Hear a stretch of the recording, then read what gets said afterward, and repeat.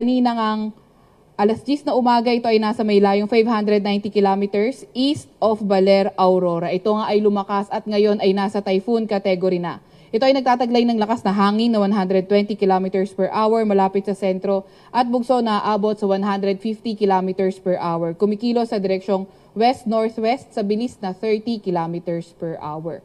Tingnan naman natin itong magiging track nga ni Marce. So, naasahan natin na posibleng maglandfall ito sa may Babuyan Islands or northern portion ng Cagayan on Thursday evening or Friday early morning. So, yung pinakamalakas na intensity nito ay bago maglandfall sa may Babuyan Islands or Cagayan. Pero importante nga, kagaya ng mga nabanggit natin, na inote natin na posible nga itong bumagal bago maglandfall.